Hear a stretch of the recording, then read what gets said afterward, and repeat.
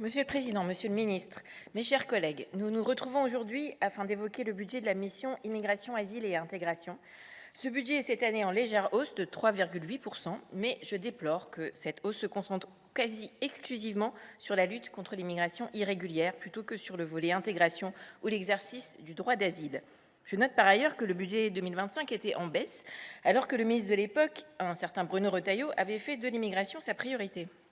Je dois bien avouer qu'il n'y a rien d'étonnant dans les priorités de cette mission, puisque le budget 2026 reste une traduction budgétaire de la loi du 26 janvier 2024 pour contrôler l'immigration, améliorer l'intégration, qui n'avait en réalité d'intégration que le nom, après avoir renoncé purement et simplement à toute possibilité de régularisation par le travail et donc d'intégration.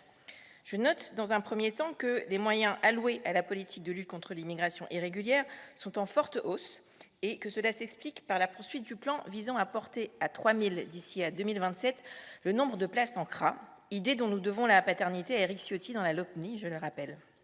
Or, comme cela est indiqué très régulièrement par la contrôleure générale des lieux de privation de liberté, je tiens à rappeler que la priorité doit être donnée à l'entretien et à la réfection des locaux existants qui sont dans des états déplorables plutôt qu'à de nouvelles constructions. Pourtant, les faits semblent assez têtus pour démontrer que cette politique d'enfermement et d'éloignement ne fonctionne pas. Un nombre toujours plus important de personnes retenues et pour des durées toujours plus longues, mais sans éloignement à la fin. Le gouvernement précédent avait même essayé d'aller encore plus loin en prolongeant la durée de rétention à 210 jours avant d'être rattrapé par la censure du Conseil constitutionnel. Outre les places en CRA, la hausse des crédits est aussi destinée à financer les fameux et honteux locaux d'unité familiale à Mayotte, créés par la loi de refondation de Mayotte de 2025, qui permettront la rétention des mineurs, faisant ainsi de Mayotte le seul département français où des enfants seront enfermés dans des CRA à compter du 1er juillet 2028. Nous continuerons de nous battre contre cette mesure indigne qui vaudra très certainement à la France de nombreuses condamnations par la Cour européenne des droits de l'homme.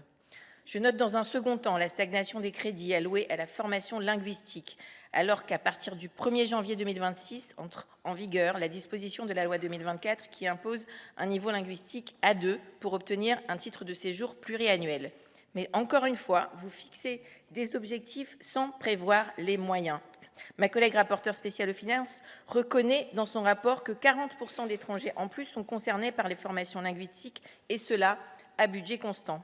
Nous pouvons même nous demander si ce n'est pas une volonté délibérée de ne pas favoriser l'intégration de ces milliers de personnes qui se retrouvent confrontées à des formations low cost à distance via des modules sur Internet, une véritable usine à gaz qui vise à décourager les gens et opérer un tri. D'après les propres évaluations du gouvernement, seul un étranger sur deux sera en mesure d'atteindre le niveau A2 exigé. Quel est donc l'intérêt de condamner l'autre moitié à rester sur un régime de carte de séjour temporaire d'1 an? Cela les maintient dans une précarité, empêchant leur intégration sur le long terme et alourdissant la charge de travail des préfectures qui ont déjà bien du mal à faire face à la gestion des dossiers relatifs au titre de séjour. Nous sommes également très inquiets de la nouvelle réduction du parc d'hébergement.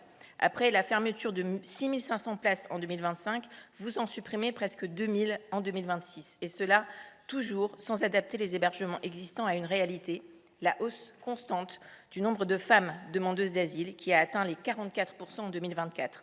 Ce changement de profil des demandeurs d'asile exige des hébergements d'urgence adaptés et notamment sécurisés. La baisse est encore plus brutale pour les réfugiés ukrainiens qui risquent de se retrouver tout simplement à la rue. Nous ne comprenons pas également la baisse des crédits destinés à financer l'ADA, qui est, je le rappelle, de 6,80 € par jour pour une personne. Ce montant dérisoire ne permet pas aux demandeurs d'asile de vivre dignement, ni même de manger à leur faim, et vous comptez récupérer des crédits sur les dépenses ADA. 2 points positifs et bienvenus seulement dans cette mission budgétaire. D'abord, la création de 48 ETP à l'OFPRA, à qui on demande sans cesse de réduire les délais d'instruction des demandes d'asile, entraînant des conditions de travail très dégradées pour les agents qui sont épuisés. Ensuite, les moyens accrus pour remédier aux graves dysfonctionnements de la NEF. Nous avions proposé 2 amendements qui ont malheureusement été déclarés irrecevables. L'un visant à rendre effectif l'accès au marché du travail à l'ensemble des demandeurs d'asile et l'autre pour que les documents provisoires de séjour aient une durée de validité de 6 mois minimum. Nous ne comprenons pas bien leur refus, puisqu'ils avaient un lien direct avec le PLF et prévoyaient justement d'alléger les dépenses publiques. Vous l'aurez compris, pour nous, ce budget n'est pas satisfaisant. Encore une fois, il est totalement déséquilibré et met l'accent uniquement sur le répressif, sans aucune volonté d'intégration des personnes migrantes dans notre société.